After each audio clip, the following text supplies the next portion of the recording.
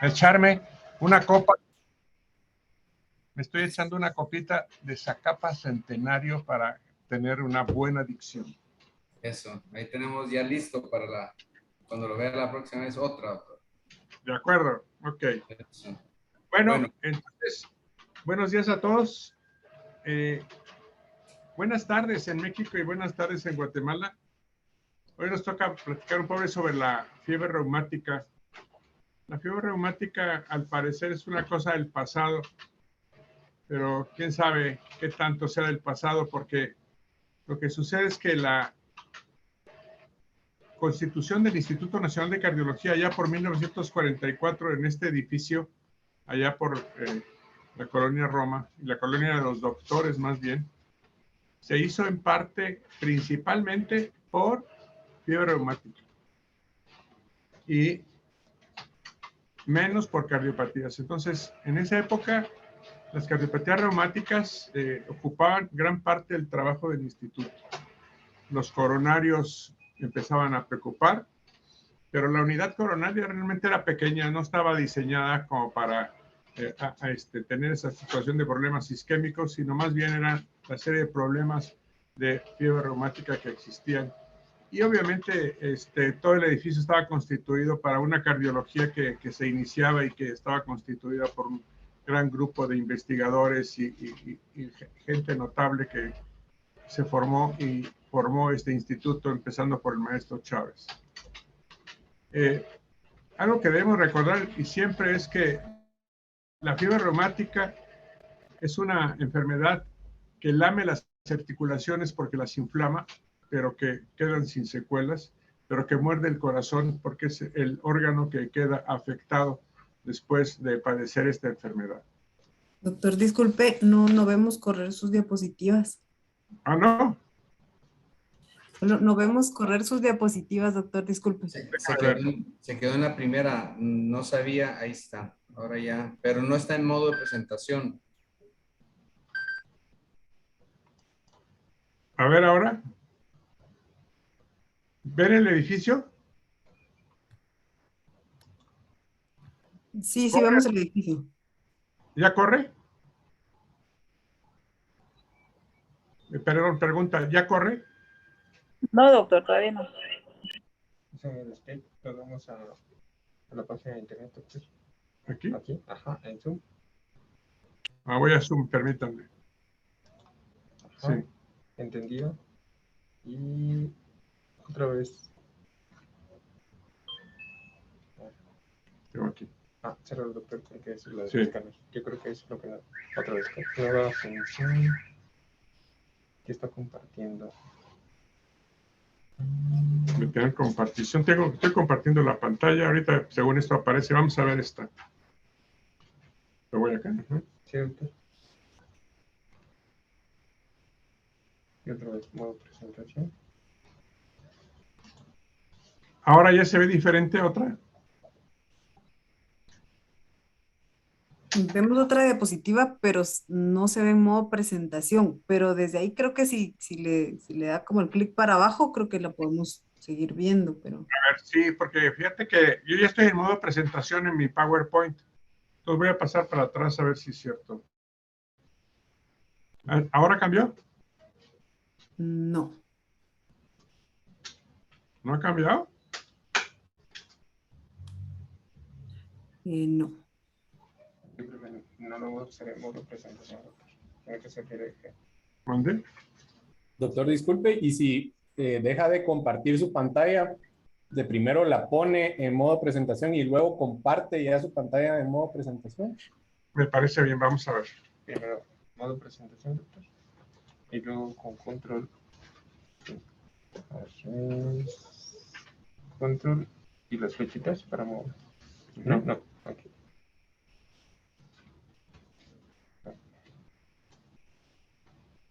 Ya está. Esta y dejamos de compartir. ¿Esto aquí? Ajá. Detener compartición. Ahora compartir pantalla. Vamos a ver cuál comparte. Vámonos con la pantalla principal, doctor. No, aquí. Toda la pantalla. Compartir. No. Selecciónala, dale clic, ahora sí, compartir. Ahora sí. Ahora voy a cambiarla y lo voy a poner en la presentación.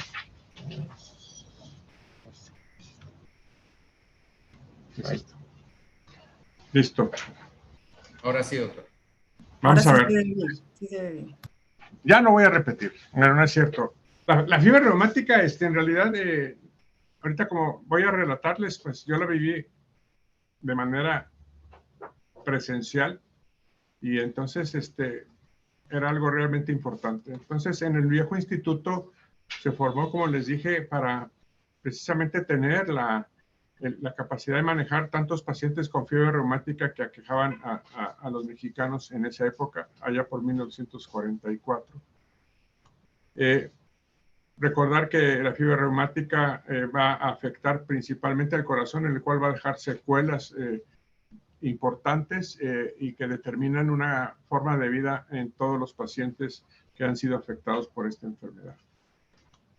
En el nuevo instituto, yo llegué precisamente 4 meses después de que se inauguró este edificio y precisamente aquí está el 6º piso.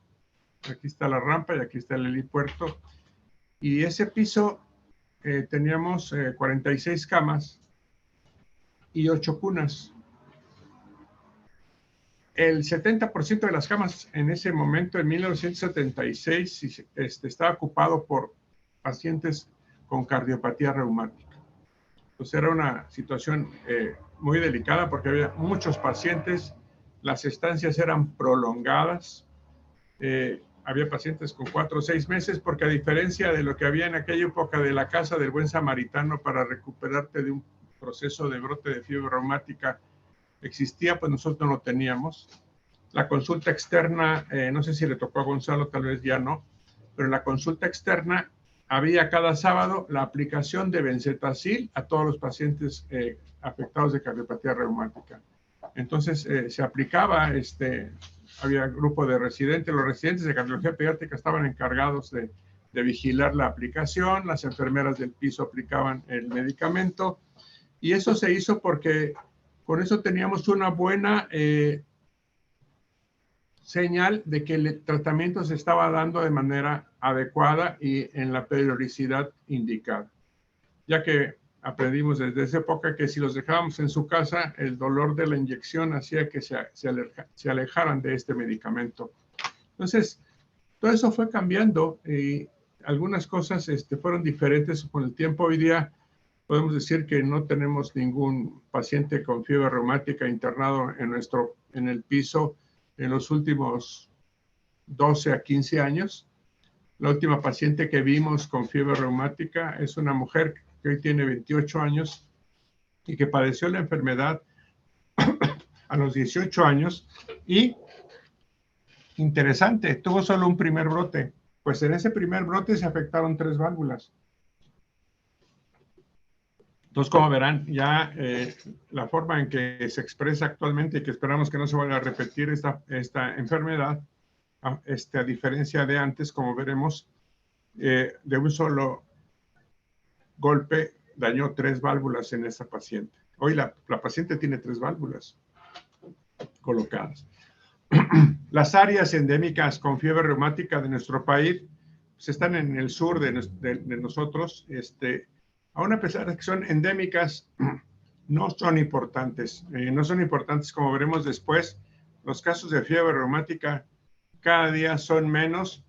Inclusive hoy día nuestros residentes tendrían bastante dificultad en hacer algún diagnóstico clínico ante un paciente con esta enfermedad, toda vez que a diferencia de en la época en que yo llegué al instituto, si veíamos un paciente que entraba pálido, febril, nada más de verlo ya sabíamos que era un paciente con fiebre reumática y confirmábamos mediante la exploración física el compromiso en ese momento del corazón con taquicardia, etcétera. Y estas situaciones que hoy día son ajenas a nosotros y por supuesto a nuestros residentes. Entonces, pero ¿cuál es el pasado de la fiebre reumática? Esto es interesante porque el doctor Richheimer, un compañero nuestro, le encanta juntar libros antiguos, y este tiene un tratado de las enfermedades más frecuentes de las gentes del campo.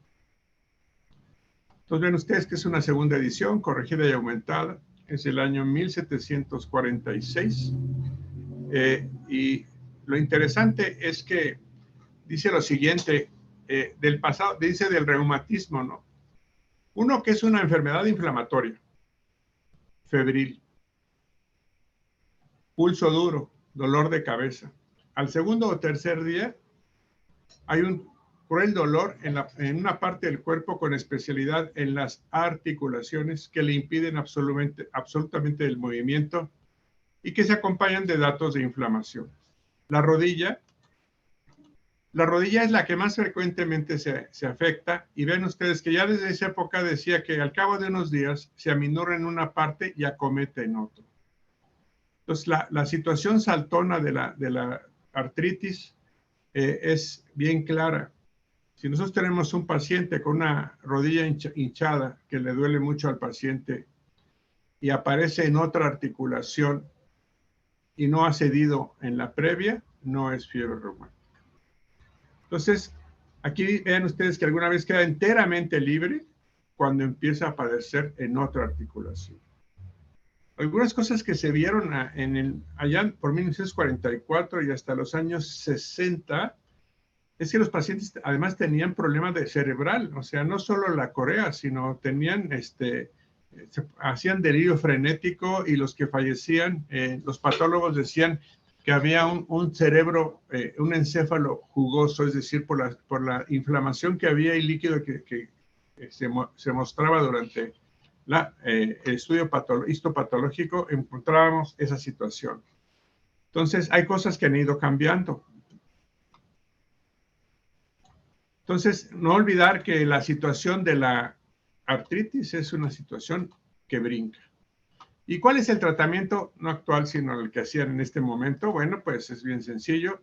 La tisana número 12, para que vayan apuntando. Leche de almendras número 4. Hay que ir aquí atrás, en la trastienda. El cremor de tártaro número 24.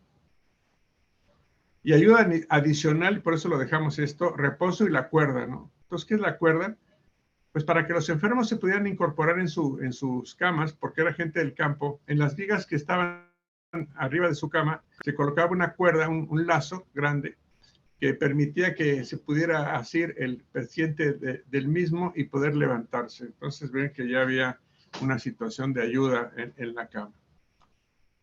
Entonces, ¿cuál era el tratamiento que se daba en esos momentos? Pues una lavativa, número 5, diariamente, y una hora después, que yo no he visto una lavativa desde hace quizás 40 años, pero bueno, estos lo tenían.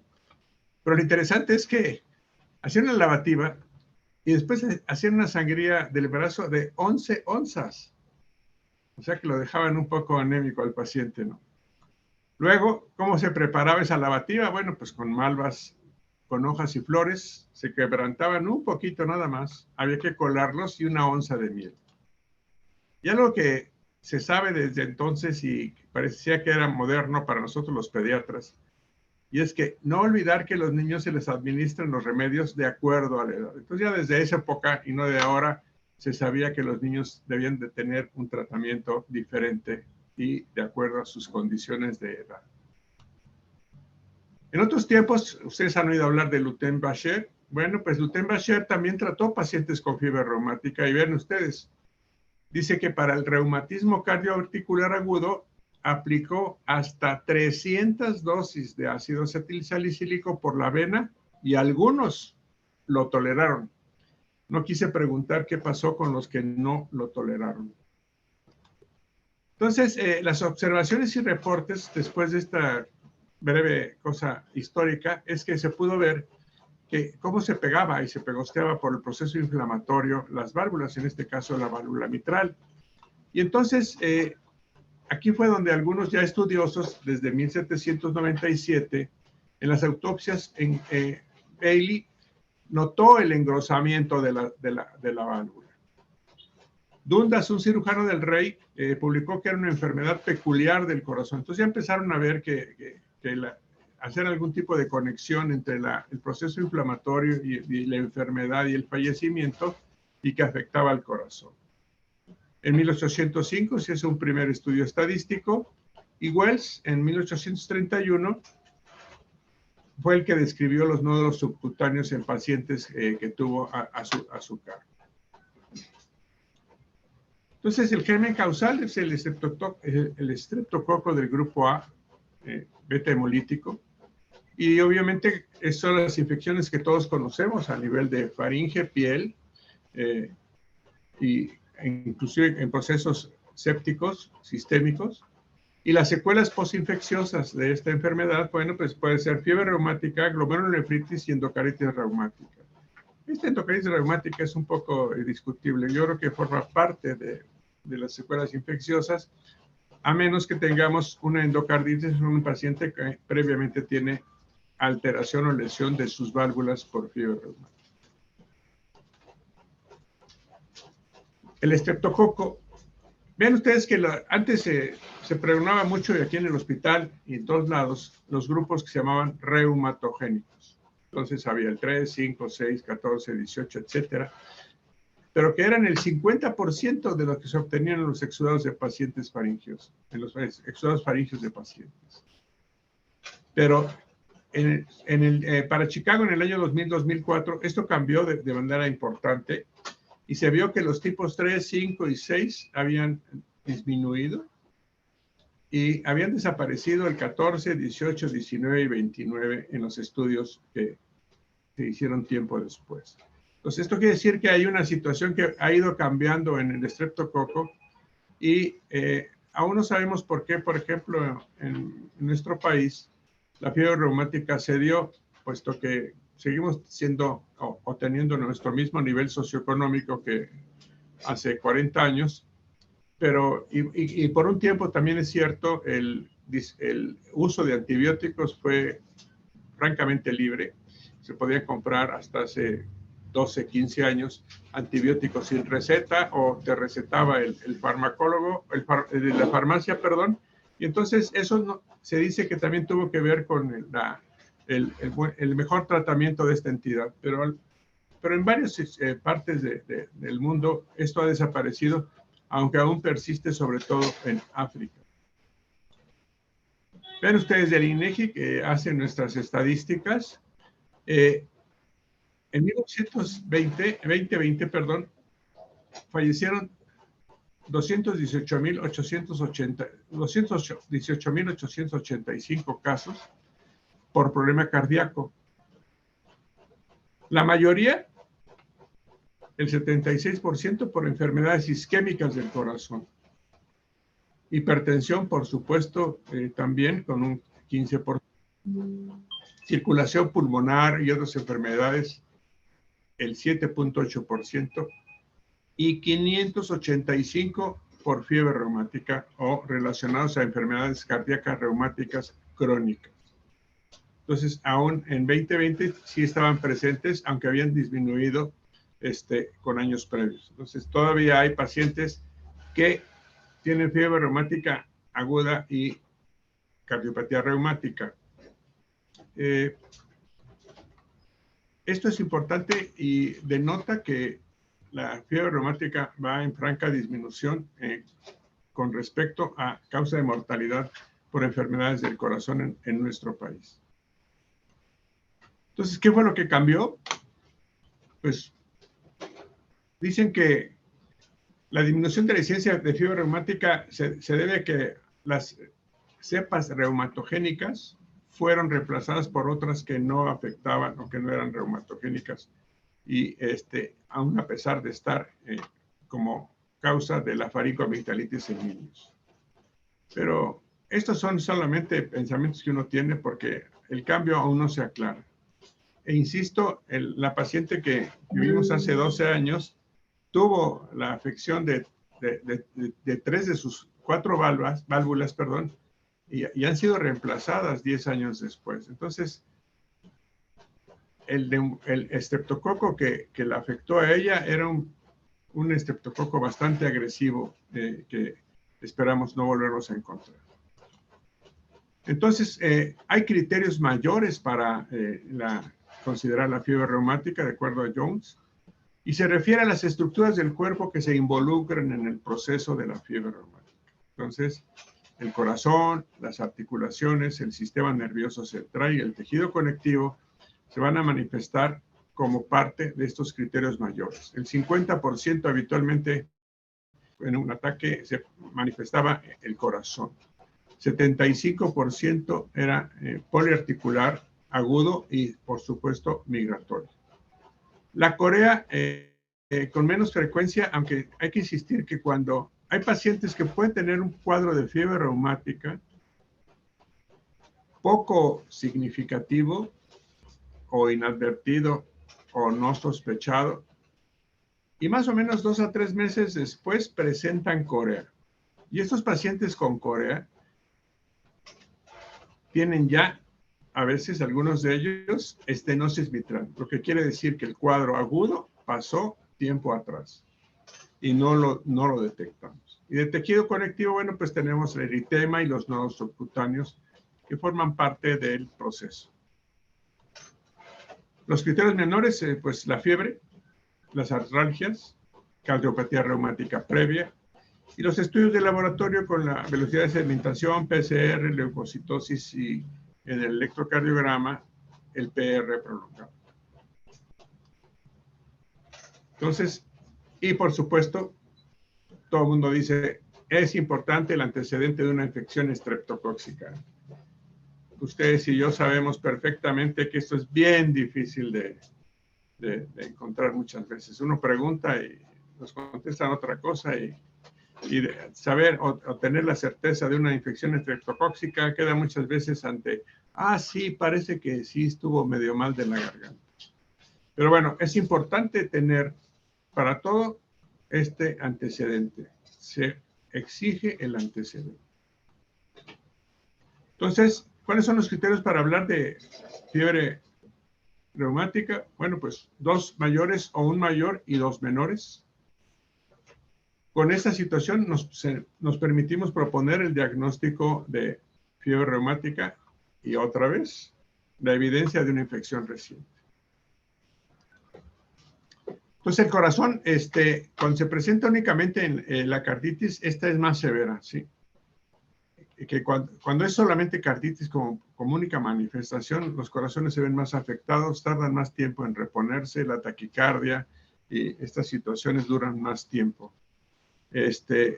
Obviamente hay miocarditis, taquicardia. Los ruidos cardíacos velados están sobre todo cuando está involucrado el pericardio y obviamente es un precordio hiperdinámico. Hay manifestaciones de insuficiencia cardíaca y sí hemos visto que mientras más pequeño es el niño, mayor es la frecuencia. Entonces tuvimos un grupo de niños menores de 6 años que eran plurivalvulares cuando padecieron la fiebre reumática. Entonces, es interesante porque además incluso estuvo afectada la válvula pulmonar, o sea, las 4 válvulas en ese grupo de niños menores de 6 años. Afortunadamente, eso forma parte de una historia que esperamos no se repita. Entonces, la carditis obviamente afecta endocardio, miocardio y pericardio, en ese orden. La válvula mitral es la que con más frecuencia se va a lesionar. Si tenemos un proceso febril y escuchamos un soplo aórtico, pero no hay mitral, seguramente es una infección con una válvula aórtica por alguna razón alterada, pero si no está la mitral, habitualmente debemos pensar en otra cosa, porque no recuerdo haber visto a un paciente que solo tuviera aórtica y no mitral. La mitral casi a tiro por viaje se comprometía con el proceso inflamatorio y tiempo después, como primera manifestación, podía presentar insuficiencia y con el tiempo hacerse estenótica. La aórtica también pueden ser más frecuentes. La tricúspide, nosotros decíamos que tiene insuficiencia tricuspidia órgano-funcional. Esto quiere decir que estaba alterada por el proceso, pero también alterada por la hipertensión venocapilar, hipertensión pulmonar secundaria a las lesiones del lado izquierdo del corazón. Y la arteria pulmonar comprometida, pues como ya les comenté, realmente es excepcional que encontremos algún caso, aunque tuvimos algunos. Entonces, el nódulo da shock, la situación patognomónica en el estudio histopatológico, la cardiopatía reumática con la dilatación y alteración de la válvula, en este caso la válvula mitral, y vemos el gran crecimiento del atrio izquierdo. Una de las piezas de allá del año 72 del viejo instituto. Vemos las alteraciones del ritmo con taquicardia y también sobre todo con el bloqueo atrioventricular de primer grado o habitualmente siempre fue de primer grado. Entonces, el pericardio, simplemente para recordar que se afecta menos que las otras capas. Si hay paciente con fiebre, etcétera, y hay hasta frote pericárdico, o no hay frote, pero no se escuchan bien los ruidos, hay que estar pendientes si esa pericarditis es otra la causa y no como parte de un proceso de fiebre reumática. El frote obviamente es porque hay engrosamiento de las paredes del pericardio y el líquido no hay mucho, entonces por eso se escucha ese raspeo que da y denota la presencia de una inflamación del pericardio. Los pacientes eran pálidos y no necesariamente anémicos. Los nodos subcutáneos, ven ustedes, aquí este paciente es del viejo instituto y tiene un nódulo en cada apófisis espinosa de su columna. Nódulos en sus rodillas. Entonces, en esto que había, bueno, pues era un líquido con edema, material fibrinoide. El líquido tenía fibroblastos, cistiocitos, etcétera. Y siempre se presentó en salientes óseas, móviles y ligeramente dolorosos y no dejaban huella. Aquí estamos el eritema marginado, a veces no era sencillo verlo. Cada vez que había un caso, pues hablábamos a todos para que vieran un eritema marginado, porque era de carácter fugaz, no da comezón y desaparece rápidamente. La corea de Sydenham es una manifestación mayor. Entonces, la corea de Sydenham se presentaba principalmente en adolescentes que, como les comenté, también tenían ya en este momento estenosis mitral. Conocida también como mal de San Vito, vemos como no es posible estar quieto y mientras más nervioso se ponga la chica, más movimientos va a tener. No puede articular adecuadamente palabras, etcétera. Entonces, no era una situación agradable porque puede durar hasta entre 2 y 4 o 6 meses. Entonces, es importante. Un antecedente era, como les comenté, la encefalitis reumática, que no me tocó ver, pero en el viejo instituto sí encontraron casos de encefalitis, incluso de neumonitis reumática.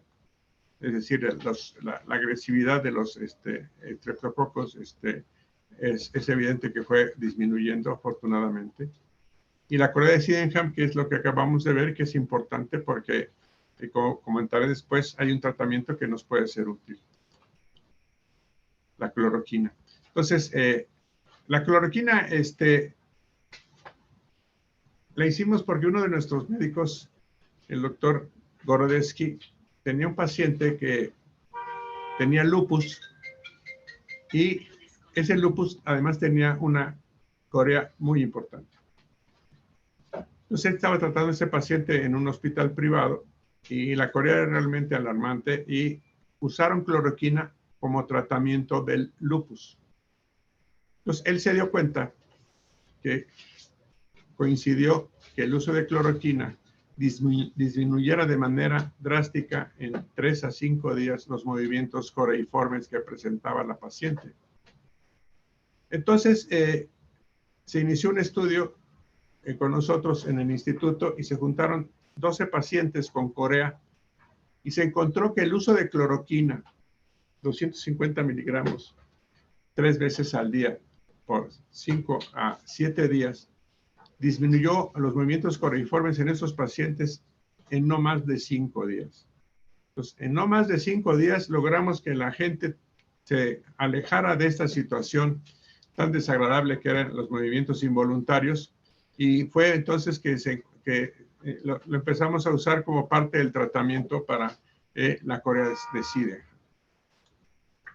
Entonces, aquí algunas cosas simplemente que recordar, ¿no? La velocidad de sedimentación es importante. Pues revisar bien nuestro electrocardiograma con respecto a la programación del PR. y a veces puede invertirse un poco la onda T.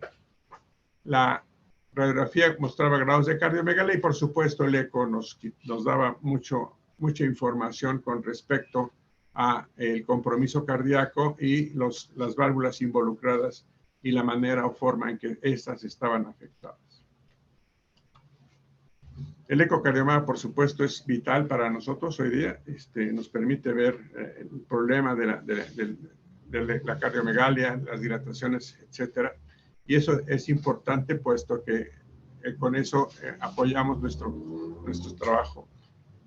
Por suerte, logramos tener para los pacientes que finalmente vimos el uso del ecocolor, porque antes era simplemente fue en modo M, etcétera, ¿no? Entonces, eso ha cambiado de manera importante.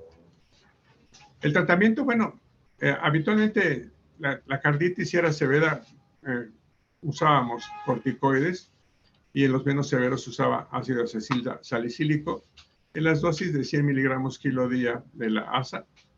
Y en la primera línea para tratamiento del primer ataque sin insuficiencia cardíaca. Entonces, era habitualmente aspirina y reposo. Entonces, esa era una situación que, obviamente, vean ustedes, los tratamientos eran prolongados, 3 meses. Como les refería antes, había pacientes en el hospital en camas con 3 a 6 meses de estancia hospitalaria, esperando que se recuperaran lo más posible, es decir, que nos dejaran ver en qué manera cicatricial quedaban. Entonces, los esteroides son en segunda línea. Nosotros usábamos la prednisona de 1 a 2 miligramos kilo día cada 6 horas, por un esquema corto de 12 días. Y si la respuesta era buena en cuanto a la sintomatología, bueno, pues ya se podía iniciar el ácido acetilsalicílico, ¿no? Pero si no, entonces ya había un esquema más largo que se continuaba hasta 21 días, el esteroide, y con un descenso paulatino, porque obviamente había las reacciones secundarias al uso de ese tipo de medicamentos. Los tratamientos, bueno, pues la penicilina por vía oral nunca la usamos tratamientos con pembrolizumab o eritromicina. Aquí el problema es cuando había problemas de tolerancia con este primer fármaco. Y la penicilina benzatínica, pues cada 21 días se aplicaba aquí en el hospital a los que estaban en la ciudad y que eran bastantes, ¿eh? Entonces, estaba el residente por si había algún tipo de anafilaxia, que hubo 2 que 3, y checaban bien que se aplicara las dosis, etcétera, y entonces con eso el apego al tratamiento era obligado y dio buenos resultados. Entonces, cuando hay artritis, bueno, pues habitualmente puede usarse ácido acetilsalicílico por mes y medio. La corea, ya vimos que el fenobarbital y todo eso nos los dejaba tranquilos a los pacientes. El diazepam también, pero si quieren quitar el problema de corea, van a dar cloroquina, 250 miligramos cada 8 por 5 a 7 días y va a mejorar su paciente. Que la cloroquina va a dar problemas cardíacos o arrítmicos, bueno, pues le hablan al doctor Calvimontes. Pues creo que esto es importante, ¿no? Todo medicamento tiene efectos secundarios.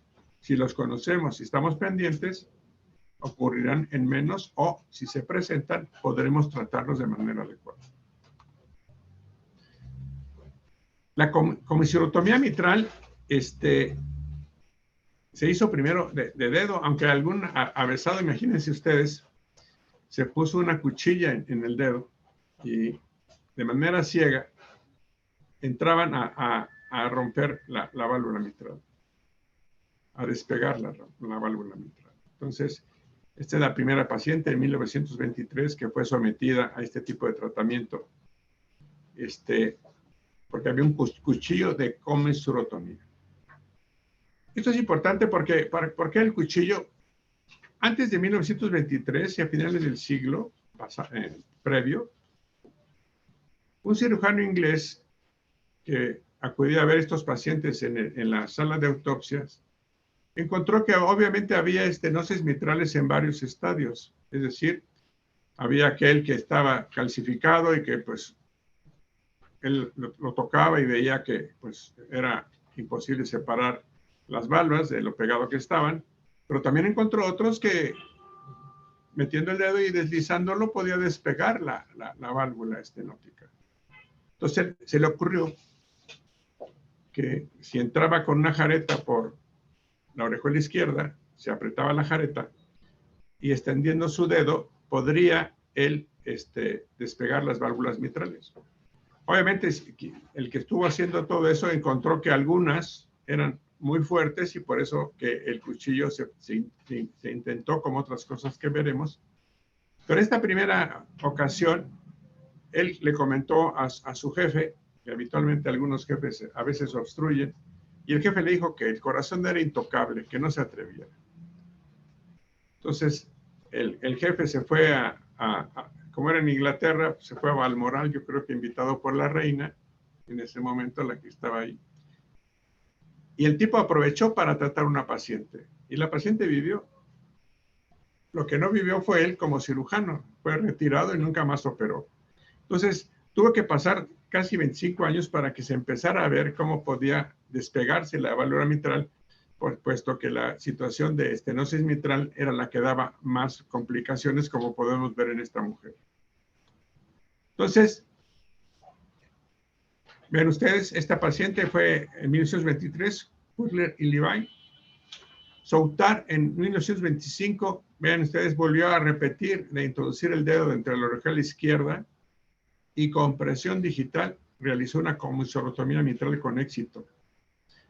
Esta técnica la hicimos es mucha gente, pero todos los cirujanos de aquí del instituto la practicaron en gran número. Y había muchos avesados que sabían y manejaban bien el tipo de estenosis mitral y cómo era su separación. Porque también, obviamente, si separas mucho o alteras, va a quedar con insuficiencia, porque tenemos que recordar que los velos de la válvula no están libres, están pegados. Entonces, es una técnica que, si bien era de dedo, era también de tener una cabeza adecuada para poder hacer bien cómo hacerlo.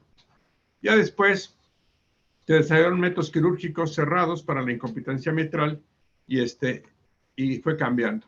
En el hospital, incluso aquí, llegó un momento en que se dejó de hacer la mitral para hacerla por vía de acceso por cirugía directo, lo cual ofrecía también una visión de lo que estaba sucediendo y de lo que estabas haciendo sin ninguna duda. Vean ustedes, aquí es la técnica. Entonces, aquí está el dedo entrando por la orejuela. Aquí está la lazada que hace que se estire y entonces ya no sangre el paciente. Cómo se puede despegar la válvula. Está muy bien. Luego alguien inventó este instrumento del mal, en el cual es una pinza que se abre. Vean ustedes, entra, se abre y despega la válvula. Se metía por la punta del ventrículo. El problema es que cuando esta se metía en pacientes con estenosis mitral no calcificada, la abría bien. Pero si estaba calcificada y le echabas mucha fuerza aquí, lo único que sucedía es que acababas con el paciente. Entonces, esto está entre los instrumentos terroríficos en la Torre de Londres. Luego vino el balón de Inouye, que también fue una buena solución, aunque bastante caro, muy caro.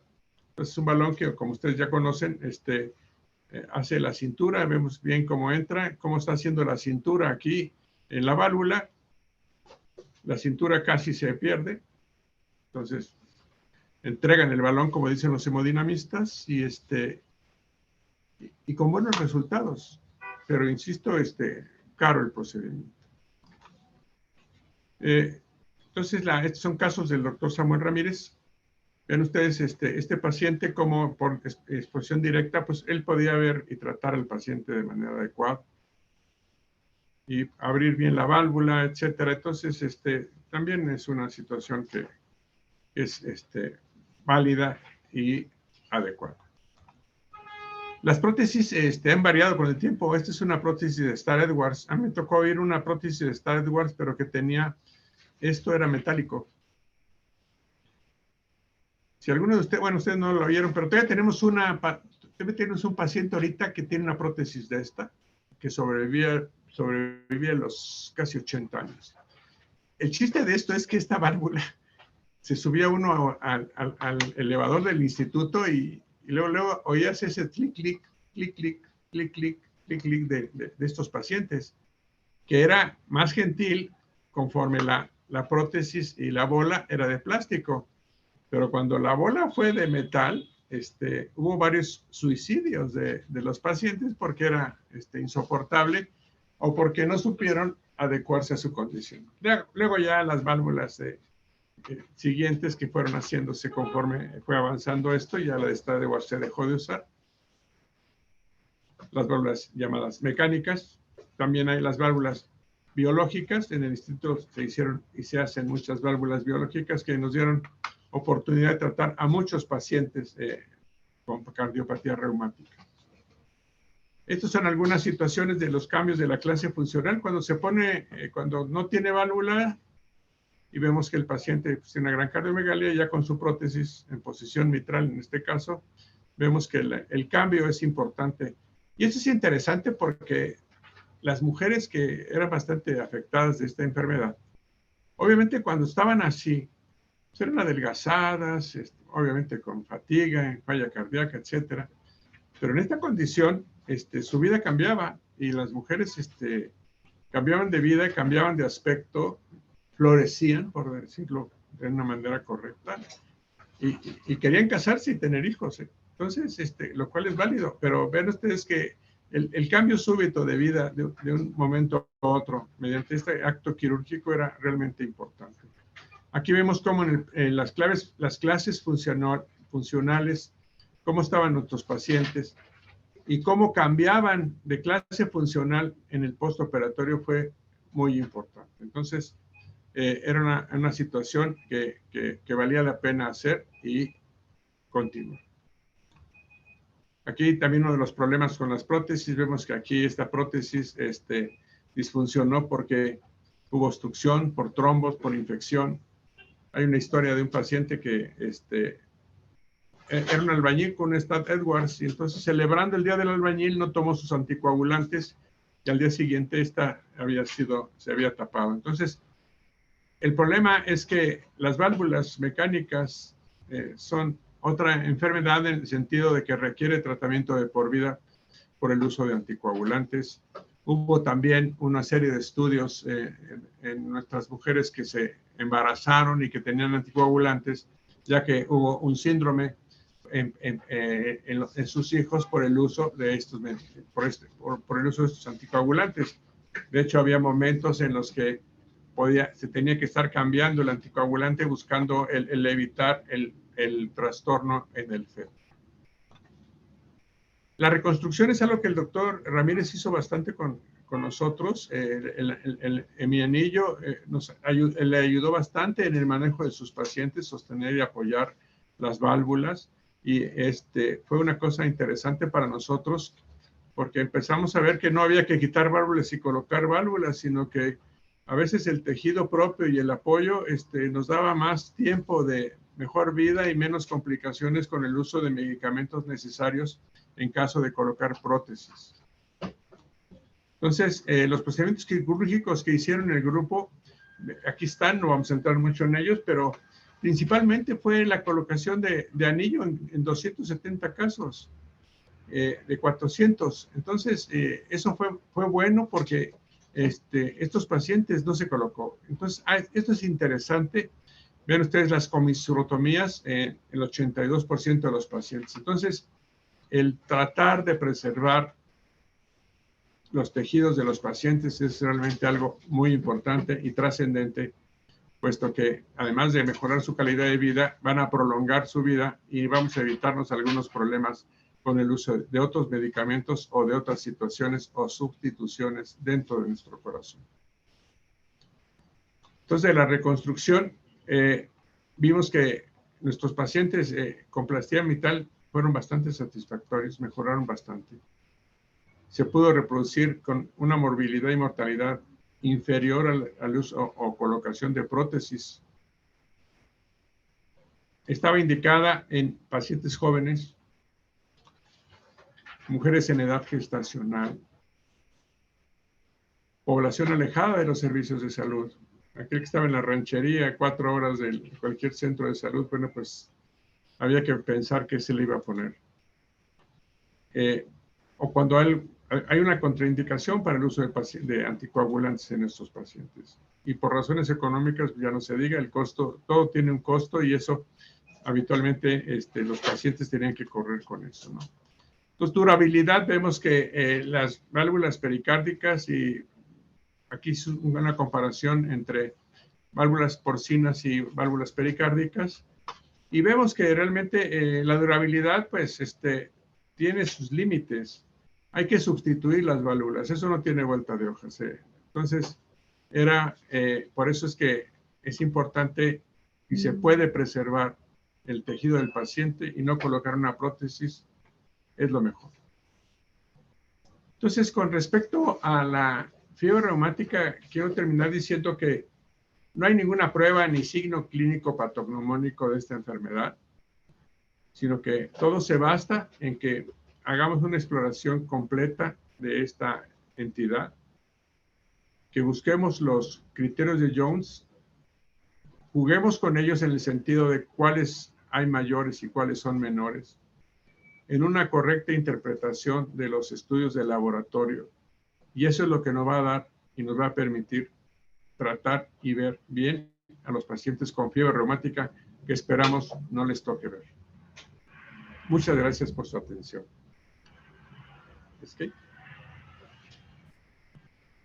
Muchas gracias, doctor. Buen día. Queda abierto el micrófono para alguna consulta o pregunta que tenga los residentes, por favor.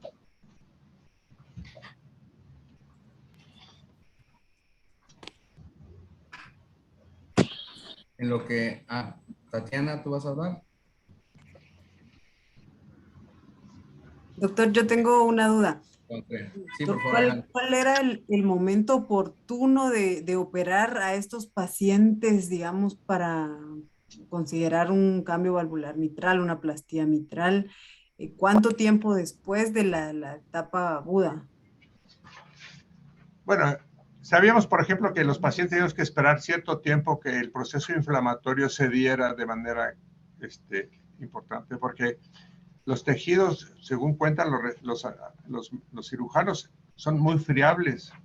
Entonces, para poder colocar bien las válvulas o hacer cualquier tipo de procedimiento, la situación de estar sin inflamación era algo que tenía que cumplirse de manera cabal.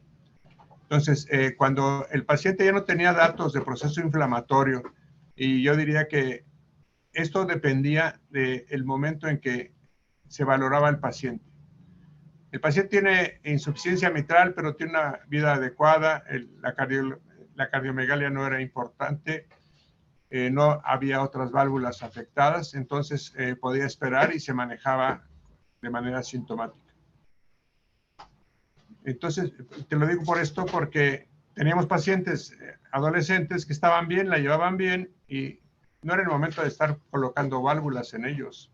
Entonces, era momento de estar esperando a un crecimiento que nos dijera que si ya estaban en edad de adolescentes o casi adultos, bueno, entonces ya podía uno tomar algún tipo de decisión. Pero los pacientes con fiebre reumática se volvieron un tanto crónicos y entonces esta cronicidad nos permitía ver que tenías un paciente con, vamos a suponer, como tú me estás preguntando, tiene compromiso de la mitral. Bueno, pues agarro y lo trato. Veo que a los 8 meses o 8, después de 6 meses ya no tiene nada inflamatorio, ya no es friable el tejido y le coloco o le hago algún tipo, un hemianillo. El problema es que si no cambio la forma de vida del paciente, si no estoy con la profilaxis adecuada y ahora con un hemianillo le da otro ataque de fiebre reumática y se compromete otras válvulas, entonces ese era el problema importante. Entonces la situación también consistía en la educación de los pacientes para evitar que el cuadro se volviera a presentar. Y esto ocurre porque los pacientes, incluso cuando alguien me preguntaba, ¿cuánto tiempo voy a poner las inyecciones de por vida? Hoy ha cambiado todo eso y hay edades en las cuales se suspende la profilaxis, pero en eso estribaba. Gracias, doctor. No sé si tienen alguna pregunta más. Si no, doctor, una pregunta. Usted ya vio que pues hubo un descenso en los 90 importante de fiebre reumática, pero después hubo esta gran como alza que fue reportado en Estados Unidos, el área de las montañas rocosas. Utah fue uno de los principales que presentó esto. El doctor Bisi fue uno de los que presentó esta como casuística, ¿verdad? Y vieron que la razón fue la mutación del estreptococo y que ya no solo se vio en las poblaciones que tenían menos accesos a salud o que tenían las más marginadas, que era como usualmente se veía, ¿verdad? Que eran en estados que tenían condiciones sanitarias más precarias, hacinamiento, pues era lo que usual se veía en fiebre reumática, ¿verdad, doctor? Vieron en el área esta de la costa oeste de Estados Unidos, que fue pues un grupo clase media que no tenía condiciones sanitarias bien, pero fue la cepa que cambió. Ahora no hemos vuelto a ver en el mundo pues ese tipo de como brotes importantes. ¿Cree usted, doctor, que podría ser uno que la cepa ya no volvió a mutar y otra es el adherimiento, por ejemplo, el uso bueno, la vacuna, el neumococo no creo que interfiere mucho, pero por ejemplo, el uso a veces de antibióticos, a veces un poco, no sé si sobreabuso, por ejemplo, de macrólidos, muchas veces cuando hay procesos infecciosos y que los consideran atípicos y podría ser que fuera estreptococo. No sé si tiene algo que ver. ¿Usted qué qué cree que ha pasado en los últimos, no sé, diría 20 años? Porque yo en el instituto nunca tuve la experiencia más que ver los pacientes valvulares que ya eran adultos jóvenes. La clínica que usted comentaba de los sábados, por supuesto, yo no tuve la experiencia de ir a vacunar, de poner la penicilina. Yo no vi, como residente sí vi en Guatemala algunos casos, y estudiante, pero luego no he vuelto a ver. No sé, doctor, ¿usted qué cree que ha pasado? Bueno, yo creo que sí, estamos silvanando en el aire, pero pienso que lo que sucedió fue que el uso indiscriminado de antibióticos hizo que el estreptococo mutara, como está mutando todo cuando estás dando tratamientos. Y entonces eso hizo que los que eran reumatogénicos disminuyeran, como ya vimos en principios de este siglo, que cambió totalmente, algunos desaparecieron. Entonces creo que está por ahí algo de eso, porque la situación y condiciones socioeconómicas en nuestro pueblo no ha cambiado. Entonces, pero tenemos que esperar un poquito porque con eso de que ahora ya no te venden antibióticos en México sin receta médica, tendremos que esperar más o menos unos 10 años más para ver qué está pasando. Ahorita tenemos un problema interesante que tenemos falta de vacunas por razones extra y antibióticos. Entonces, ¿qué va a pasar con esos pacientes que tienen una faringitis? Y obviamente no es que todos tengan que tratarse, porque incluso aprendimos aquí en el instituto, cuando llegamos, que cada quien podía prescribir el antibiótico que quisiera. Llegó el infectólogo y se puso enérgico, y eso fue bueno porque entonces ya se orientó el tratamiento a lo que tenía que ser y se hizo un uso más adecuado y racional de antibióticos aquí en el instituto. Obviamente el no usar antibióticos en la calle quiere decir que debe haber alguna faringoamigdalitis por estreptococo, pero 10 que no lo son, y entonces entre esas, pues en eso se le dieron tratamiento inadecuado a varios de sus pacientes. Pero creo que el uso de antibióticos tan indiscriminado que ocurrió en México, que te tocó a ti vivir, porque podías comprarte lo que quisieras en la farmacia, hizo que se barriera con muchas cepas y estas buscaran cambiar y no cambiaron a más reumatogénico. Entonces creo que sería por ahí.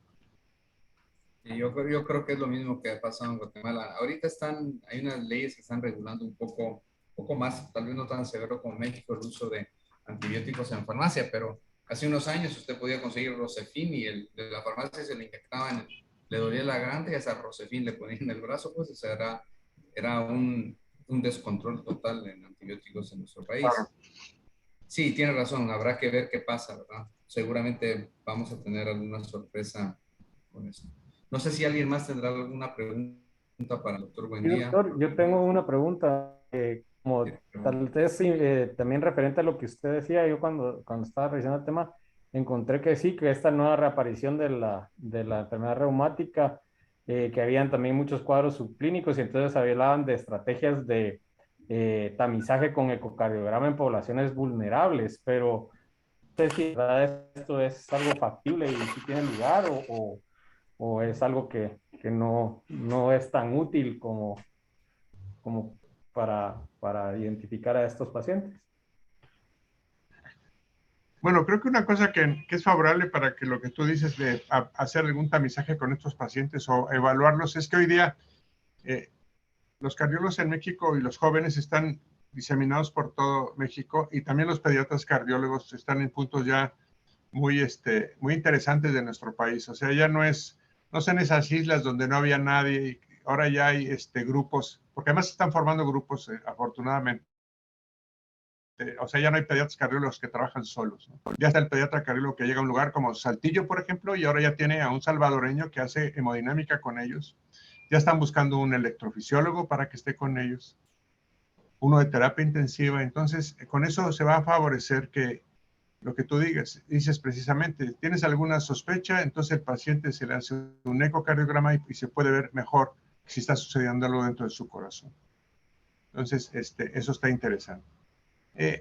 Hay también una condición interesante porque ahora ya hacen ecocardiograma en cualquier esquina aquí en México, entonces uno tiene que estar con mucho cuidado porque a veces no es lo mismo, ¿no? Ya tenemos o la rutina que mata, ¿no? Tengo un paciente que tiene una prótesis en posición aórtica y el que le hizo un eco en un hospital privado, muy ribombante, por cierto, dice que la válvula aórtica funciona muy bien. Entonces,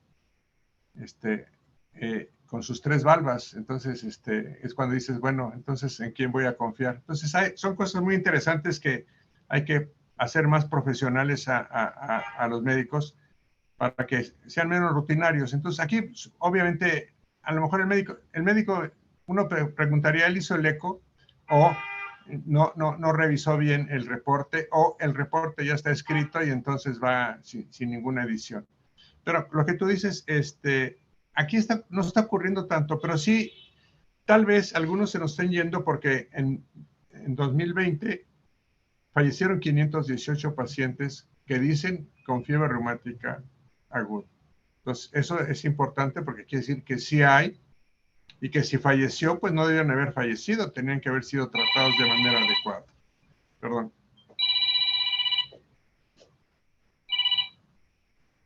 Entonces, creo que eso es importante. Gracias. Ricardo, saludos, Ricardo. Gracias, doctor. ¿Tenemos alguna otra pregunta? Buenas tardes. Buenas tardes. Otra pregunta, doc. Es relacionado con lo que preguntó mi compañero. Si tuviésemos un paciente adolescente portador asintomático de estreptococo, ¿deberíamos de hacerle un ecocardiograma? En cierta literatura yo encontré que incluso podía haber afectación valvular sin soplos. Bueno, lo que pasa es que, mira, está igual que el que dicen que el PCA silente. ¿Sí lo has oído hablar de eso? ¿El PCA silente? Sí. Bueno, pues yo creo que ese fue un tipo que tenía o tapados los oídos o no, porque tú tienes, por ejemplo, si escuchas a un paciente, yo siempre he dicho, tienes que escuchar al paciente dormido porque sí hay soplos suaves, pero sí están. Entonces ya tengo varios soplos que son como silentes, conducto silente, y entonces le digo, no, se va a hacer un cateterismo y se lo van a cerrar y lo vamos a escuchar. Vamos cuando está sedado, que está dormido, y se escucha el soplo. Entonces, creo que lo importante aquí es cuál es la exploración física que tú tienes. Si el paciente tuvo fiebre reumática, tuvo faringoamigdalitis y tuvo fiebre reumática, entonces debe tener algún dato en su corazón de lo mismo. Nosotros no tuvimos muchos pacientes que tuvieran un cuadro de fibra reumática y quedaran sin valvulopatía. Prácticamente todos quedaban con valvulopatía mitral de inicio. Conforme fue avanzando el tiempo, más comprometidos. Entonces, ya sabíamos, por ejemplo, que primer ataque una válvula, segundo ataque una válvula, tercer ataque 2 válvulas, cuarto ataque 3 válvulas. Entonces, ya sabíamos que se iban a ir lesionando. Yo creo que es valedero si tú tienes la duda que tenga algo en el corazón, que le hagas el eco. Pero si tuviste infección faringoamigdalina, entonces vas a hacerle eco a todos. Lo cual es bueno para el ecocardiografista, pero no, tienes que tener un sustento clínico para decir, tengo sospechas de que algo no está bien en su corazón y hay que hacer el estudio. De hecho, la estenosis mitral no sopla, pero sí una auscultación adecuada, y tú lo sabes bien, te va a dar la cosa de que tiene eso, ¿no? De hecho, el estenosis mitral, que puede no soplar, o puede parecer que no sopla, pero sí tiene retumbo, va a ser presente 3 a 4 meses después de haber sido afectado de fibra reumática. Gracias, doctor. Saludos, Cristian.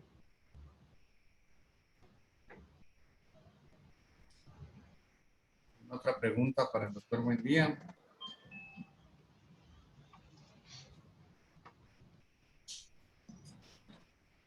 Bueno, pues, doctor, como siempre, muchas gracias por su tiempo, muchas gracias por compartirnos todos estos datos. Sobre todo, doctor, la parte histórica que es muy valiosa, que creo que hay muchas cosas que desconocemos y es una enfermedad que tal vez muchos tuvimos, creo que las nuevas generaciones no han tenido la oportunidad de verlo. Como digo yo, de residente poco, de estudiante un poco más, y ahora diría casi no vemos, pero definitivamente es una enfermedad que tenemos que estar muy pendientes por todos los factores que hay en Latinoamérica. Pues como usted dice, la pobreza no ha cambiado, sigue igual, más podría ser, y es un factor importante el hacinamiento para que el estreptococo pueda infectar a nuestros pacientes. Así que tenemos que estar, es una de los temas que hay que estar siempre pendientes y le agradecemos, doctor. Le agradecemos muchísimo su conocimiento, su tiempo y pues nos vemos a la próxima, doctor. Creo que tenemos pronto algo, ¿no? Ahorita vemos. Luego veo. Ya. Bueno, que estén bien. Voy a estar cerca de ustedes ahora creo que, en el Congreso Centroamericano. Eso le iba a decir. ¿Cuándo Voy a es que San está? Salvador. Sí.